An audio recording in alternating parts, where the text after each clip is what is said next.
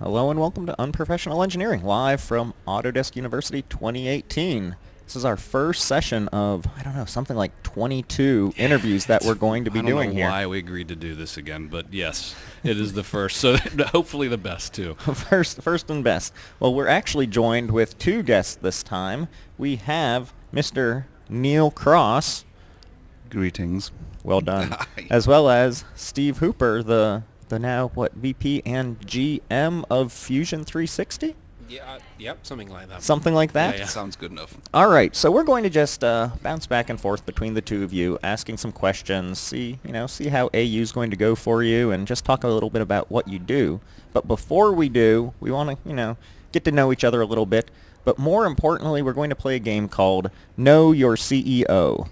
And so how Know Your CEO works is we're going to give you a quote, and you're going to answer if you think that it came from Mr. Andrew Anagnost or another person that we'll give you the name to.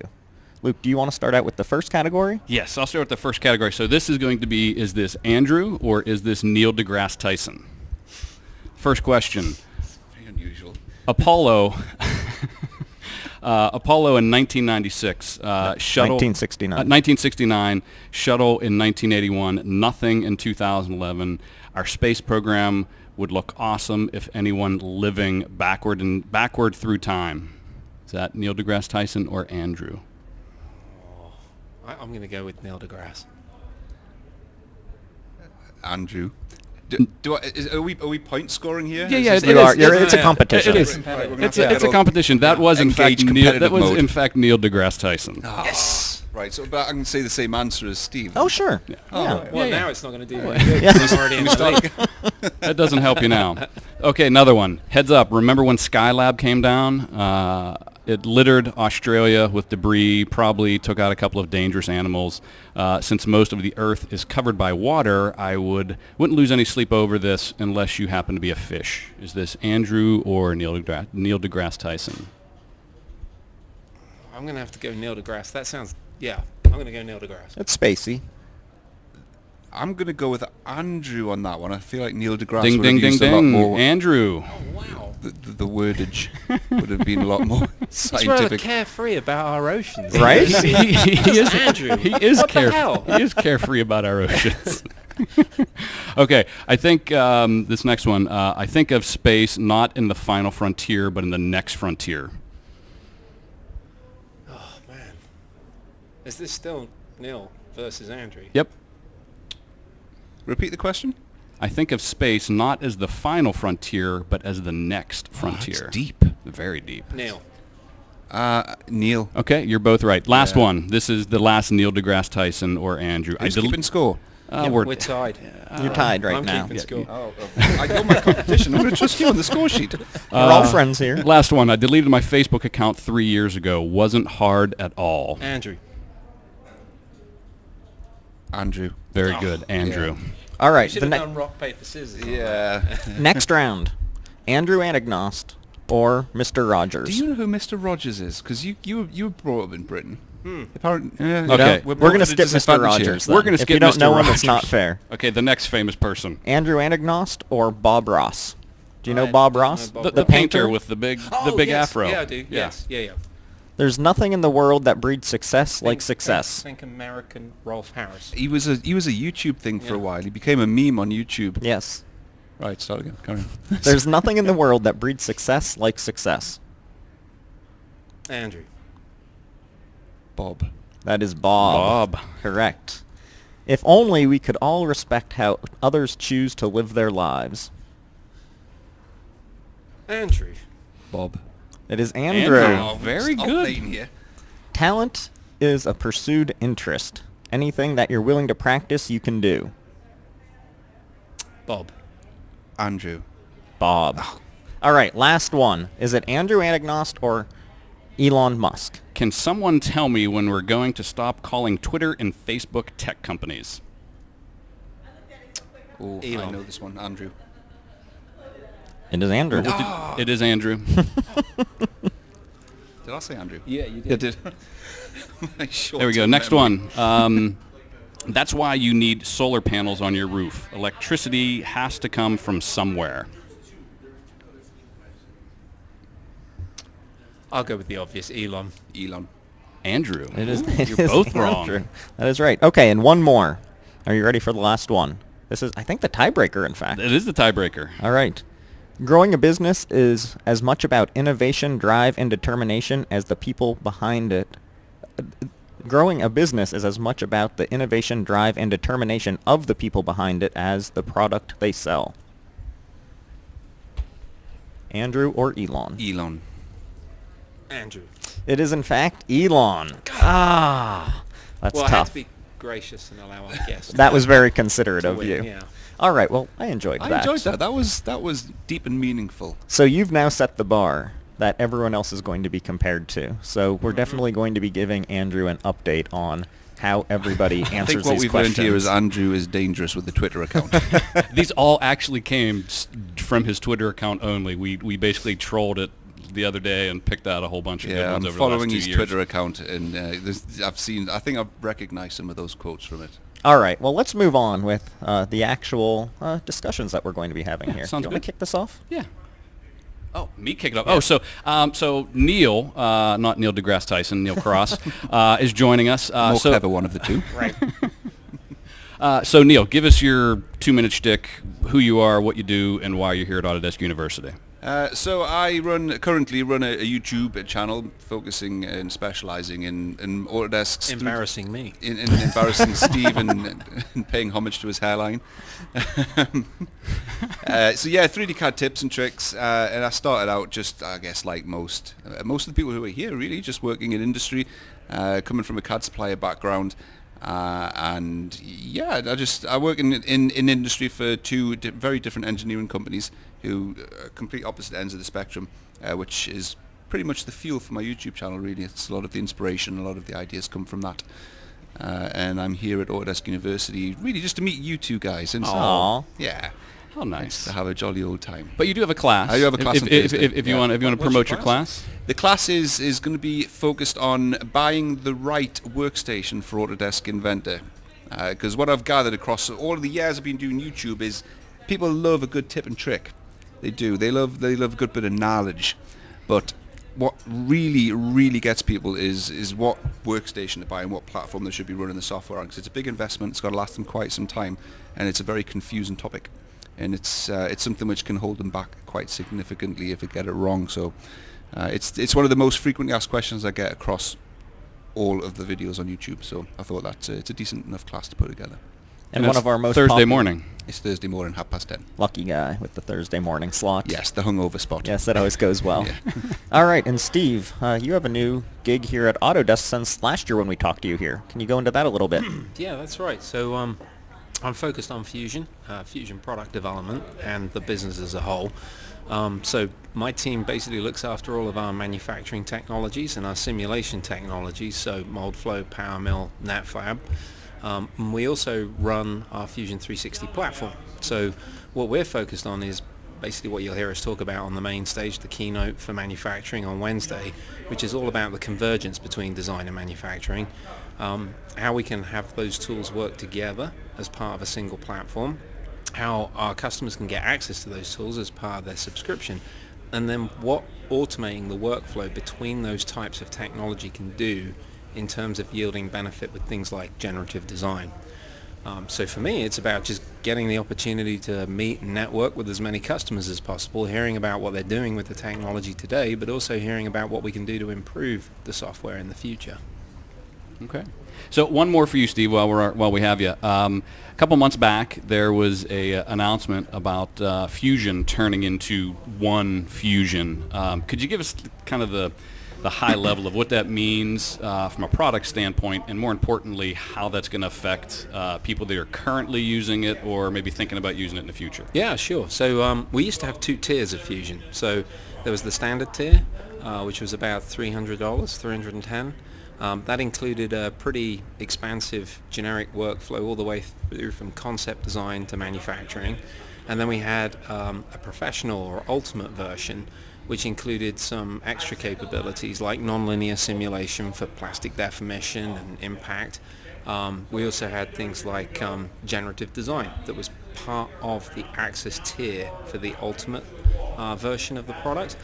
And so generative itself is a technology that you can use on demand, so you can pay as you go. What we wanted to do is to make sure that everyone had access to the broadest tool set possible, so we collapsed the 2 tiers down to $495, and that means that everyone's got access to the same set of tools. So that also means that things like 5-axis subtractive milling, all the non-linear Nastran capabilities and generative design that were only available in Ultimate are now available to everyone as part of just one single product. It removes some complication, makes it easier for people to understand what it is that they're getting. There's just one tier of the product now. It is just Fusion 360. It also means that anyone that's on a collection, so the Product Design and Manufacturing collection, all those users now get access to the single set of tools as well. So they also have access to generative design as part of that entitlement that they get with their collection. So it should make things a lot more simple and straightforward for people to acquire Fusion or start using it if they already have an entitlement through the collection. Basically, it just simplifies the whole decision process for customers. The other thing that we did is we made sure that anyone that was on an existing subscription is able to continue to maintain that existing subscription at the same price. So if you were paying $310 a year, you'll now get access to the full complete tool set, and you'll be able to maintain your existing subscription price. It went down really well. It was a very popular decision. You did a pretty sweet video where I think you were very, very happy, surprised, interested. Yeah. I had no idea it was dropping. And then when I saw the video that Steve put out, it was on the Fusion 360 channel, I was like, hang on a minute, this looks a little bit too good to be true. You don't normally see this kind of stuff going on. So I looked at the table, and I went, okay, if you're this guy, you get that. If you're this guy, you get that. And I'm like, hang on a minute, there's no catch here. And so I put out the video just explaining my side of it, because there'll be a lot of people who are subscribed to my YouTube channel who won't have seen your video. Yeah. And just across the board, it was just all around. Everyone was just over the moon with it, really. So it was a top move. And is from my point of view as well, being working within industry as a customer, we now also get access to that generative design as well. So that's something I'll be pursuing when I get back. Speaking of your YouTube channel, TFI CAD Tips. Correct. Mostly focused on Autodesk Inventor, but you get a little bit of Fusion and just general CAD information on there as well. Yeah. I did try and move across to Fusion and sort of side pedal that alongside the Inventor. The core of my audience are Inventor users, but Fusion has, I think, a wider reach in terms of people who are on YouTube. Not many people are searching for the thing they do for work on YouTube. It's just one of those things that you'll be lucky to catch those guys. They're not at work searching for YouTube videos.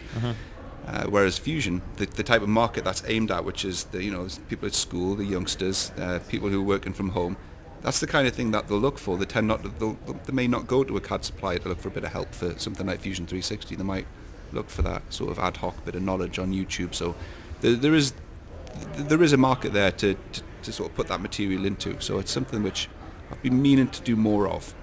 Well, I mean, one of the things we're trying to do is create better workflows between Inventor and Fusion. So, for instance, the generative design stuff, we're trying to make sure that you can take an Inventor assembly through with any CAD, bring it into Fusion, do some generative work, and then take it back into Inventor. And then if you change the generative design inside of Fusion, it updates in Inventor. So I think one of the things we were pretty conscious of is having it in the collection. We wanted to make sure there was a nice associative workflow, not just including it in the box, but making sure that it had a meaningful role to play in the collection. So hopefully as we start to make generative more applicable for general types of manufacturing with things like structural steel work and 2.5 axis machining, maybe it'll become a bit more popular amongst the professional crowd as well. Yeah. The companies that I'm not sure if it's typical of the typical Inventor user, but they started off with just Inventor seats and then kind of automatically migrated up to a design suite back in the day, and then they kind of just inherited Fusion, but Inventor's kind of embedded in there. And it's difficult to kind of place that use, but now that generative design comes into the picture, I think that's something I might pursue when I get back. Yeah. Because everyone's a winner with it. Just even people that didn't use it in the first place win. Speaking of everyone's a winner, that's perfect, huh? Awesome Steve, segue. I saw you got a special invite to the Design and Manufacturing Awards tonight.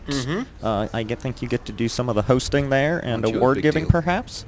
Yeah, he is a big He deal, is a right? big deal, isn't he? Like they actually wanted me at first, but then he freed up. So. Oh, you were busy, were you? They Yeah, know him. it's busy. So right? I don't want to embarrass Neil too much, but he actually has a T-shirt with Steve's face on it. That you're planning on wearing at some point? I was at going to, AU? but then I realised I would look ridiculous. Okay. Think of me, I have to look like that all the time. I actually paid real money for that. I had it a was chance beautiful. to stop I have to look like at some that all point, the but time. I didn't. So, Neil, did you see any of the AU Design Challenge submissions that we had on the interwebs? I did not. That's because you're never on Facebook or Twitter. Yes, I know. I try to stay off them. Steve, have you had a chance to see any of the award winners and the work they've been doing? I've looked through some of it, yes, but I'm withholding judgment until this evening. I was hoping that I could get a scoop here, but I Yeah, guess I was it's not too. fair to spoil it. That's all right. Well, All right. what did you guys think? You've looked through it. There's a lot of cool stuff. We're actually going to be interviewing, I believe, all of the award winners. Are you talking to Claudius Peters? Claudius and who is it from? Well, am I allowed to talk about the companies that won? Do we all know?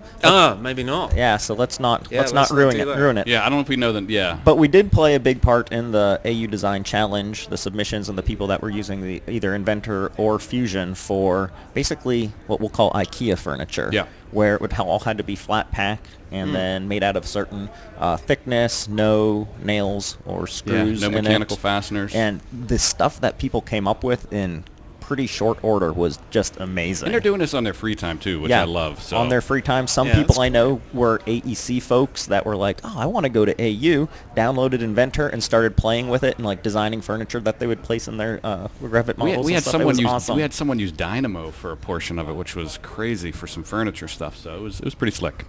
Okay, both of you. Since it's early on here, it's only Monday. I don't know if AU's really even officially kicked off. I guess if we're doing this, it has. But what are you looking forward to most this year? I mean, other than this, obviously. So I know JPL's doing a talk on the Europa Lander. I think that looks pretty interesting. Yeah, I think that's probably one of the things, the highlights that I'm looking for. I know Scott Bedine's going to be talking about the application of, some of the cutting edge stuff that he's doing in generative, and JPL plays a role in that. I think seeing what they did for the Europa Land is pretty fascinating. So I'm looking forward to seeing that. That's one of the interviews I'm looking for. Yeah, that should be a good forward one. to. Yeah. Neil? I'm looking forward to shaking this jet lag. First of all, Just in time to go back home? yeah, visiting all of the booths in the expo is one of the things that I'm looking forward to, because there's always some amazing stuff down there in the booths. I'll put a plug in for that. So the factory, if you check that out. I've had a walk around, I've seen some nice cars down there. Well, they've got the manufacturing factory, so as a customer you can go there and go through the process of coming up with a design and then fabricating, manufacturing and assembling it. And it's a really nice air sensor. So it senses the particulates in the air per 1,000, and you actually get to take it away with you, but you go through the manufacturing process. So they've got a Haas machining center down there and a few other machine tools. You actually go through the process of making the product that you then take home with you.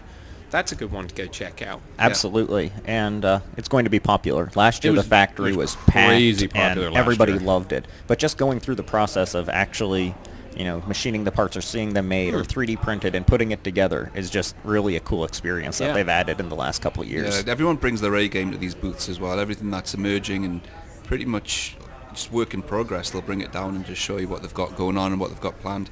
So I'm looking forward to that. And also there's a few classes which I'm looking forward to as well around AR and VR. There's a lot of industry experts who are putting classes together on where things are headed. And they'll show you insights into things that you wouldn't necessarily have otherwise seen or thought of. So, yeah, there's... Are you seeing much of that from your customers? Like you were talking about spec-in workstations for people. Are people getting into that? Yeah, I'm trying to do it now in one of the customers that I'm at now. They do subsea vehicles. It might be a company. I'm pretty sure you will have been at this. Are they up company. at Aberdeen by any chance? No, it's a company in Wallsend in Okay. Newcastle. They do the subsea Are they underwater. talking English over there? I don't know. The Queen's English. Ah, I see. Are we losing you? No, keep going, keep going. Keep it up. I love it. We wanted to get There's you too guys many together. phonemes in the words that you were Yes. using. They can't translate. We need to stretch the vowels out longer. Right. You didn't make fun of him when he said Nashtran? Because he says it properly. What's the Okay. English version of Nastran? Apparently, I say God, Nashtran. you dragged the vowel out there. Is it Nastran? Nastran, not Nastran. Okay, so we can quit making fun of me. Okay. So you were... Yeah. So the product is subsea remotely operated vehicles. There's tens of thousands of parts in them. There are these things that will go down to the seabed with robot arms on them, and sort of pull pipes around the cables. And they do seabed trenches, huge plows that dig up the seabed and lay cables in them. So we're making them great, just fine. But we want to kind of project it into the next level. So rather than just pushing paper onto the shop floor, which is kind of how things are done right now, you do the design, you print the drawing, you give that to the shop floor, and it gets built. It's not a problem. We just want to be a bit more smart with it and reduce errors, make things a bit more efficient. So we're looking at ways that we can integrate virtual reality and augmented reality into that process, from transmitting build information from engineers through to the shop floor. So it's something which I'm trying to actively do. Yeah.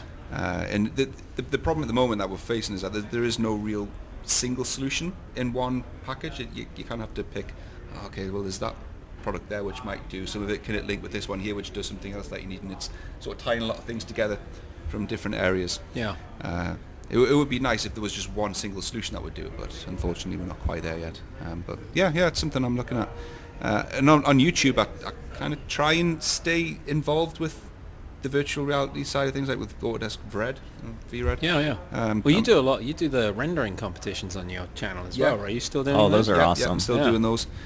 Render Wars. Render Wars, that's Yeah. it. Yeah. See, I'm a see, fan, you have a brother. fan. I'm I'm a fan. impressed. I feel blessed. You are one of the 800 viewers that saw the last one. It doesn't get a big uptake. Oh, I love those too.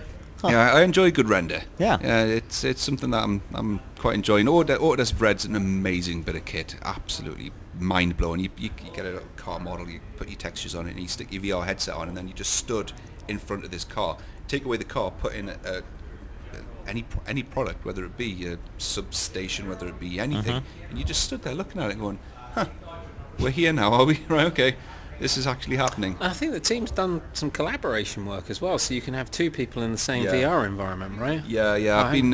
I've been meaning to hook up with Pascal. Yeah. To get a collaboration session set up where you have two people on different sides of the world looking at the same product, walking around it, talking to each other. It's mental what they're doing at the moment. Just to be involved with that and showing it, it's mental. Does VR make anyone else here nauseous? I get nauseous. I put those glasses on and I can like walk around for like a minute and a half, and I'm like, I'm good. Like, start getting dizzy, no good. like vertigo kicking in. Yeah. Weak. Must be an American. No, thing. I don't do a know. lot of VR sim racing. Speaking of weak, ask that question between Which one? me and Neil. Oh, okay. So I where's have a this going? question for you, Right. because you are pretty much a Inventor CAD master, and Luke's, Take it. pretty okay at Inventor. I- If you two had an Inventor face-off, Death match. which one would win? Me and Steve. No, you and Luke. No. Maybe Now, Steve too. I think that could be a new AU thing, not a design slam, an Inventor deathmatch. an How Inventor many of you guys deathmatch. ever see Steve use Inventor or any CAD I- package? I can't say I have. He was the master. It's not true. His product demonstrations are of legend. Of legend. Oh, they are spoken in whispers in the darkest corners of the globe.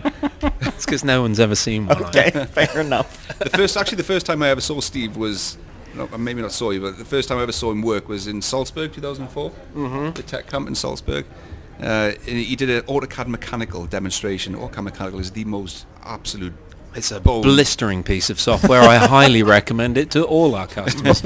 Well said.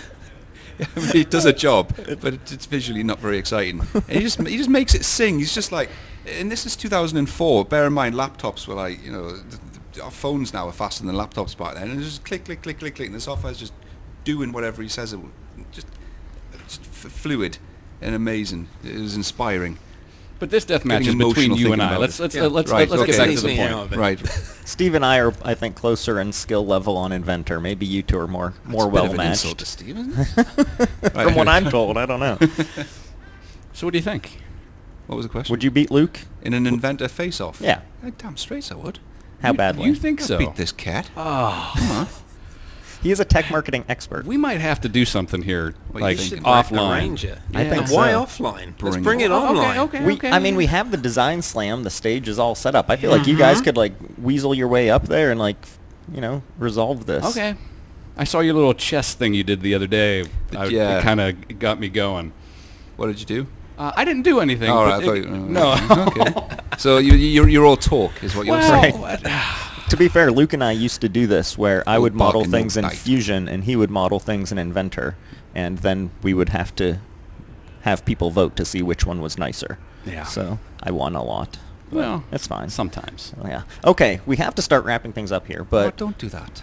we can keep talking Okay, afterwards. It's please okay. do. All right. Steve, a question for you. When we're here next year, sitting here having another great interview, what are going to be some of the biggest changes that we're talking about? What do you think? You know, one of the things that we're starting to work on now is like the generative design stuff that we're doing. Largely it's been focused on things like additive, 3 and 5 axis subtractive. So we're going to make it more relevant for everyone. We're going to start to focus on things like beam structures. We'll look at things like 2.5 axis machining. But the next frontier is assemblies. Start doing generative assemblies. Okay. That will be an interesting thing to talk about. Okay. Absolutely. So I have 2 questions, Oh. one for each. So, All right. And these are advice questions. so Neil, Yes. given all of your hullabaloo on YouTube and all your YouTube money you rake in each and every month, let's say you had a follower, someone that's interested in doing that. Is this something that should be a hobby, or should someone really try to do this? Because you see all these people making careers on YouTube as social influencers. It's usually kind of entertainment and different, but keep it a hobby. What do you think? It's a polarizing field. The area that I'm in, it's difficult to do that because your catchment area, your target market, is a limited group of people. If I only do Inventor videos, my target market is however many people are using Inventor. That's it. That's my reach. Whereas a vlogger, a gamer, someone doing makeup tips and tricks, their potential market is the world. It's the globe. It's endless. So it's difficult to get started in this area. What's the growth been like though now? So Very slow. I would have imagined that with younger people sort of coming into the workforce, there'd be a higher uptake. Yeah, that's why I've been thinking about doing more Fusion 360 things. I think it feels like saturated the Inventor market. It feels like everyone who's using You can only Inventor. do the same tip so many different Right. ways. Yeah, and you'd think after nearly 5 years of doing it now, YouTube must have at least pushed a video out to pretty much everyone that's using Inventor and looking up on YouTube by now. So I've been thinking about moving across to Fusion. Because as well, if you're fighting with YouTube it's quite well publicized now within the YouTube space that their algorithm's really difficult to fight with. You've got to, if there's anything that you're doing wrong that the algorithm doesn't quite like you're not uploading on a regular basis, and maybe there's some keywords in your description of the video which maybe is slightly controversial, but it even doesn't mean to be, then YouTube can kind of bury your video and not recommend it and push it out, and it's really difficult to get started. And in this day and age, everybody wants to be a YouTuber. Not necessarily an Inventor YouTuber, but just everyone seems to think it's an easy life. I'll make videos for a living. Yeah, it'll be great. Yeah, it's not. It's not. Okay.